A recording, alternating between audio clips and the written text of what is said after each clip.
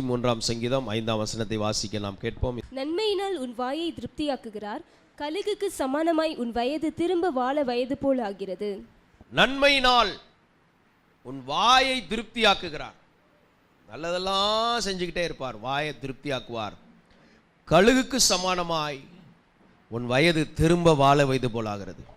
உன் வயது திரும்ப வாழ வயது போல் ஆகிறது. எல்லாரும் சொல்லுங்க, நல்ல சத்தமா சொல்லுங்க. உன் வயது திரும்ப வாழ வயது போல் ஆகிறது. இப்ப சொந்தமாக்கி சொல்லுங்க, என் வயது திரும்ப வாழ வயது போல் ஆகிறது. ஒவ்வொருவருடைய வயதை தேவன் வாழ வயது போல் மாத்துகிறார். அல்லேலூயா. அதற்குரிய விஷயங்களைத்தான் நாம் பார்த்து கொண்டு இருக்கிறோம். ஆண்டவர் எப்படி அந்த அனுபவத்திலே நாம் வருவது, மீண்டும் வாழ வயதின் அனுபவத்தை வேதத்திலே தேவன் எழுதி வச்சிருக்கிறாரே, இந்த அனுபவத்திற்குள் வர வேண்டும் என்றால் நாம் என்ன செய்ய வேண்டும் என்று தான் பார்த்து கொண்டு வருகிறோம். என் ஆத்துமாவே கர்த்தரை ஸ்தோத்திரம் பண்ணு. ஆண்டவரை துதிக்கிறவங்களுக்கு இந்த அனுபவம் கிடைக்கும். எப்பொழுதும் கர்த்தரை துதித்து கொண்டு இருக்கிறவர்களுக்கு இந்த அனுபவம் கிடைக்கிறது. அவர் செய்த சகல உபகாரங்களை மறவாதே. நன்றி உள்ளவர்களாய் வாழ்பவர்களுக்கு இந்த அனுபவம் கிடைக்கிறது. நன்றி உள்ளவர்களாய் வாழ்பவர்களுக்கு இந்த அனுபவத்தை கர்த்தர் கொடுக்கிறார். மூன்றாவதாக ஸ்தோத்திரம், அவர் உன் அக்கிரமங்களை மன்னித்து. இந்த மன்னிப்பை பெற்றவர்கள், பாவத்தோடு வாழ்கிறவர்கள், அவர்கள் வாழ்க்கை போய்விடுகிறது. ஸ்தோத்திரம். சிலர் வாழ்க்கை பாதி வயதில் கூட தாண்ட முடியவில்லை. ஆனால் பாவம் மன்னிக்கப்பட்டா ஸ்தோத்திரம் வாழ வயதுக்குள்ள வர முடிகிறது. ஒருவன் கிறிஸ்துவுக்குள் இருந்தால் புது சிருஷ்டியாக இருக்கிறான். பாவம் மன்னிப்பின் நிச்சயம், பாவம் மன்னிக்கப்பட்ட வாழ்க்கை. உனக்கு அதிக கேடானது ஒன்று வராதபடி இனி பாவம் செய்யாதே. அப்போ அந்த பாவம் செய்யாத வாழ்க்கைக்குள்ள வாழ வயது என்கிற அனுபவத்துக்குள்ள வருகிறோம். பாவங்களுக்குள்ள வாழும்போது அது வாழ்க்கையை குறைத்து கொண்டே வருகிறது. ஸ்தோத்திரம். இதே போலத்தான் நோய்களை எல்லாம் குணமாக்கி, நோய்களை குணமாக்கும் போது வாழ வயது வருகிறது. அநேக மரணங்களுடைய பெர்சன்டேஜ் பார்க்கும்போது நோயினால் அநேகர் மரிக்கிறார்கள். அப்போ நோய்களை குணமாக்குகிற கர்த்தர் இருக்கிறார். மெடிசனில் குணமாக்கப்படுகிறோம், ஆனால் கர்த்தர் குணமாக்குகிறார். மெடிசன் அந்த வியாதியை தான் குணமாக்குது. கர்த்தர் அந்த வியாதியின் மூலக்கூறை நம்மை விட்டு எடுத்து விடுகிறார். அல்லேலூயா. இந்த பாவங்கள் மன்னிக்கப்பட்ட போது படுக்கை எடுத்துக்கொண்டு நடந்தான். பாவங்கள் பக்கம் கொஞ்சம் கவனம் செலுத்தி நம்முடைய பாவங்களை நாம் அறிக்கை பண்ணணும். நீங்கள் சொஸ்தமடையும்படிக்கு உங்கள் குற்றங்களை ஒருவருக்கொருவர் அறிக்கை செய்து ஒருவருக்கொருவர் ஜெபம் பண்ணுங்கள். சொஸ்தமாக வேண்டுமென்றால், சுகமாக வாழ வேண்டுமென்றால், வாழ வயதின் அனுபவத்தில் வாழ வேண்டுமென்றால் நம்ம குறைகளை கண்டுபிடித்து ஒருவருக்கொருவர் அறிக்கை செய்யும் மனப்பான்மைகள் வேண்டும். வீடுகளில் பேசும்போது கூட ஒருவருக்கு ஒருவர் குறைகளை கன்ஃபஸ் பண்ணுற பழக்கம் இருந்தால் அந்த வீடு ஆரோக்கியமான வீடாய் மாறும். சகோதரர் ஒருமித்து வாசம் பண்ணுவதிலே இன்பம், நன்மை, ஆசீர்வாதம், அபிஷேகம் எல்லாம் இருக்கிறது. அப்படி வரும்போது அந்த கன்ஃபஸ் பண்ணுகிற பழக்கம் இருந்துச்சுன்னா அங்கே ஒரு ஆரோக்கியம் உண்டாகிறது, சுகமாகுதல் உண்டாகுது. இப்படி ஆராதனைகளில் கூடி வரும்போதும் ஒருவருக்கு ஒருவர் அறிக்கை செய்கிற, உங்கள் குற்றங்களை ஒருவருக்கொருவர் அறிக்கை செய்யும்போது, எந்த இடத்துல 4 பேரோடு சேர்ந்து பேசும்போது, நடக்கும்போது, செயல்படும் போது வருகிற குறைகள், குற்றங்களை அந்தந்த குழுவிலே அறிக்கை செய்ய வேண்டும். உலகத்தில் ஃபீட்பேக் ஃபார்ம் என்று கொடுப்பார்கள். ஒரு நிகழ்ச்சி நடத்தினா ஃபீட்பேக், அதனுடைய நிகழ்ச்சியுடைய நிறை குறைகளை மதிப்பீடு செய்தல். அது நன்றாயிருந்தது, மிக நன்றாயிருந்தது, பரவாயில்லை, மோசம், மிக மோசம், இந்த அடிப்படையிலே அதை டிக் செய்ய வேண்டும். ஹோட்டலில் கூட அதை செய்கிறாங்க. தன்னை க்யூர் பண்ணுவதற்காக, தன்னை சரிப்படுத்துவதற்காக. இந்த அடிப்படையிலே நமக்குள்ள இருக்கிற ஃபீட்பேக் ஃபார்ம் என்பது போல தான் நாம் சுகமாக வேண்டுமென்றால் ஒருவருக்கொருவர் குறைகளை கன்ஃபஸ் பண்ண வேண்டும். அடுத்தவங்க குறைகளை அல்ல, அவங்கவங்க குறைகளை கன்ஃபஸ் பண்ண வேண்டும். பொதுவாக இதற்கு மாறாக நடப்பதை பார்ப்போம். தான் சரி என்பதை நிரூபிப்பதற்காக போராடுகிறவர்கள், சண்டையிடுகிறவர்கள், பேசுகிறவர்கள், செயல்படுகிறவர்களை பார்ப்போம். ஆனால் அவர்கள் குணமாக முடியாது. ஏதோ ஒரு உள் சிக்கல் இருந்துக்கிட்டு தான் இருக்கும். அங்கே குணமாக வேண்டுமென்றால் நம்முடைய குறைகளை நாம் அறிக்கை செய்யும்போது கர்த்தர் நம்மை குணமாக்குகிறவராக இருக்கிறார். விசுவாசிக்கிறீங்களா? அந்த அனுபவத்தை கர்த்தர் தருவாராக எல்லாம் சொல்லி நம்மை நீதிமானாக்குகிறவர் கர்த்தர். நான் செய்த தவறை நான் சொல்லும்போது அந்த இடத்துல நான் ஒரு குற்றவாளி போல காணப்பட்டாலும் அதை நான் கன்ஃபஸ் பண்ணதுனால ஆண்டவர் என்னை நீதிமானா மாற்றுகிறார். நான் சொல்கிறது புரியுதா உங்களுக்கு? இந்த அனுபவத்தில் வளர கர்த்தர் கிருபை தருவாராக. எல்லாம் சொல்லி ஜெபம் பண்ணுங்க. ஏசப்பா, எங்கள் குறைகளை நாங்கள் கன்ஃபஸ் பண்ணி கண்டுபிடிக்க எனக்கு கிருபை தாரும். அறிக்கை செய்ய உதவி செய்வீராக. தன் பாவங்களை மறைக்கிறவன் வாழ மாட்டான், அறிக்கை செய்கிறவன் அதை விட்டு விடுகிறவன் இரக்கத்தை பெறுவான். அப்போ குறைகளை கன்ஃபஸ் பண்ண வேண்டும். சில குறைகளை ஆண்டவர்கிட்ட சொன்னால் போதும். ஆனால் இந்த இடத்துல சொஸ்தமாகும்படிக்கு ஒருவருக்கொருவர் அறிக்கை செய்கிற அனுபவத்திலும் நம்முடைய சபை வளர வேண்டும். அப்படி என்றால் இங்கே எல்லாரும் ஆரோக்கியமானவர்களாக தான் இருப்பார்கள். அல்லேலூயா. வியாதி ஒருவரையும் தொடாத அளவுக்கு சுகமானவர்களாய் வாழ கர்த்தர் உதவி செய்வார். ஸ்தோத்திரம். மனிதனை அவனுடைய ஈகோ, அவனுக்கு இருக்கிற பெருமை, அவனுக்கு இருக்கிற தற்புகழ்ச்சி அவனை வாழ விடாமல் தடுத்து கொண்டே இருக்கிறது. ஆனால் ஆண்டவர் இயேசு சொன்னார், தன்னை வெறுத்து, சுயத்தை வெறுத்து என்னை பின்பற்றுகிறவன் அவன் எனக்கு சீசனாக இருப்பான். அப்போ நம்முடைய சுயத்தை ஒப்பு கொடுக்குற இடம்தான். இதுக்கு சுயம் இருந்துச்சுன்னா நீங்கள் ரைட்டுங்கிறதுக்கு தான் பேசுவீங்க. சுயம் இல்லைன்னா இல்லை நான் ஒரு மிஸ்டேக் பண்ணிட்டேன் அதை பேசுவீங்க. அந்த இடத்துல வளரணும். ஆவியானவருடைய நடத்துதலின்படி உங்கள் குறைகளை துணிச்சலோடு உங்கள் எந்த அது சம்பந்தப்பட்ட ஊரா போய் தூற்ற சொல்லவில்லை. அது சம்பந்தப்பட்டவரிடத்திலே கன்ஃபஸ் பண்ணும் பழக்கம் இருந்தால் நீங்கள் பாக்கியவானாக இருப்பீர்கள், நீங்கள் ஆரோக்கியம் உள்ளவர்களாக இருப்பீர்கள். உங்கள் குடும்பம் ஆரோக்கியமான குடும்பமாக இருக்கும். அல்லேலூயா. இல்லைன்னா ஆரோக்கியமேரின் பேர் இருக்கும், வீட்டுக்குள்ளே ஆரோக்கியம் மட்டும் இருக்காது. ஆண்டவருக்கு மகிமை உண்டாகட்டும். இங்கே பேரல்ல, செயலுக்கு நேராய் கர்த்தர் நம்மை நடத்துகிறார். நாம் எவைகளில் குணமாக்கப்பட வேண்டும்? சங்கீதம் 147 வசனம் 1. இருதயம் நொறுங்குண்டவர்களை குணமாக்குகிறார். இருதயம் நொறுங்குண்டவர், அதான் சொன்னேன், தலைவலி, காய்ச்சல், கொரோனா, கேன்சர் கிடையாது. இருதயம் நொறுங்கி கிடக்கிறது கூட ஒரு சுகவீனம்தான். இன்னைக்கு இந்த வார்த்தையை கவனிக்கிறவங்க உள்ளம் உடஞ்சி கிடக்குதா? ஆண்டவர் அந்த இருதயத்தை குணமாக்குவார். ஒரு முட்டை எடுத்துக்கிடுங்க, அந்த முட்டை அப்படி நொறுங்கி போயிருக்குன்னு வைங்களேன், திரும்ப அது தன் நிலைக்கு வராது. ஆனால் அன்னைக்கு இந்த ஆண்டவர் எப்படிப்பட்ட ஆண்டவர்னா, நொறுங்கி கிடக்கிற, இந்த உலகத்தில் வாழ்ந்து நொறுங்கி இருக்கிற, மற்றவங்க சொன்ன வார்த்தைகளில் நொறுங்கி இருக்கிற உங்கள் இருதயத்தை கர்த்தர் குணமாக்குவார். என் இருதயம் குணமாக்கப்பட வேண்டும். வலது கரத்தை உயர்த்தி ஒரு ஹீலிங் பவர் இயேசுவின் நாமத்தில் எங்கள் இருதயம் குணமாக்கப்படுவதா. சங்கீதம் 103 வசனம் 3 வாசிக்கும் போது, அவர் உன் அக்கிரமங்களை எல்லாம் மன்னித்து, அக்கிரமங்களிலிருந்து நம்மளை குணமாக்குகிறார். அக்கிரமங்கள்ல இருக்கிறது ஒரு வியாதி. இதை டாக்டர் யாராவது சொல்லுவாங்களா, இன்னைக்கு என்ன உங்களுக்கு என்ன வியாதின்னு கேட்டால் நீங்கள் அக்கிரமங்களில் இருக்கிறீங்க. திருச்சியில் எந்த டாக்டராலும் முடியாது. அக்கிரமத்திலிருந்து குணமாக்க ஒரே டாக்டர் இயேசு. அக்கிரமங்களை மன்னித்து குணமாக்குகிறவர். அக்கிரமங்கள் இல்லைன்னா என்னாகும்? அக்கிரம செய்கைக்காரனே என்னை விட்டு அகன்று போ, பாதாளத்துக்கு கொண்டு போயிடும். இந்த வியாதி பாதாளத்துக்கே கொண்டு போயிடும். அக்கிரமங்களிலிருந்து சுகமாக்குகிறார். ஏசாயா 57 வசனம் 18 வாசிக்கும் போது, அவர்கள் வழிகளை நான் பார்த்து, அவர்களை குணமாக்குவேன், அவர்களை நடத்தி திரும்பவும் அவர்களுக்கும் அவர்களை துக்கப்படுகிறவர்களுக்கும் ஆறுதல் அளிப்பேன். வழிகளை பார்த்து தான் குணமாக்குவாராம். நம்முடைய நடத்தையில் உள்ள சீர்கேடுகள், நடந்து கொள்றதுல ஒரு சுகமாக்கும் வல்லமை வேணும். காலையில் எழுந்திரிச்சு ஜெபம் பண்ணாமல், கர்த்தரை தேடாமல், சினிமா பாட்டு கேட்டு, ஸ்தோத்திரம், உலக காரியங்களை சிந்திச்சு அதை மட்டும் பார்த்து, சரியில்லாத நண்பர்களோடு வாழ்ந்து, வாழ்க்கை நடைமுறை இருக்குல்ல, அதை பார்த்து தான் குணமாக்குவார். அப்போ அந்த way of talking, way of walking, way of அவர் behaviour, everything should be healed by the name of Jesus. நம்முடைய நடக்கைகளை பார்த்து குணமாக்குகிறவர். நடக்கைகளில் குணமாக்க வேண்டும். நீங்கள் யார்கிட்ட பேசிக்கிட்டு இருக்கீங்க, என்ன பேசிக்கிட்டு இருக்கீங்க, அங்கே ஒரு ஹீலிங் பவர் வேணும். ஒருத்தங்க இருக்கும்போது என்ன பேசுகிறீங்க, அவங்க இல்லாத நேரம் வேற ஒன்று பேசுகிறீங்களா, அங்கே ஒரு ஹீலிங் வேணும். உங்கள் குடும்பத்தில் ஒருத்தங்க இருக்கும்போது நல்லதை பேசிட்டு அவங்க இல்லாத நேரம் பொல்லாத பேசினா உனக்கு ஒருத்தர் குணமாக்க விரும்புகிறார். மாயமாலம், அந்த இரட்டை வாழ்க்கை, அந்த ஆவியில கர்த்தர் உன்னை குணமாக்க விரும்புகிறார். இந்த ஆவியில கர்த்தர் ஒரு சுகமாக்குதலை தருவாராக. வலது கரத்தை உயர்த்தி சுத்தி ஜோமனு, இயேசுவின் நாமத்தில் என் ஆவியை குணமாக்குங்க ஆண்டவரே. இயேசுவின் தழும்புகளால் என் ஆவி ஹீலாகட்டும் ஆண்டவரே. ஸ்தோத்திரம். என் நடக்கைகளில் ஒரு குணமாகுதல் உண்டாவதாக.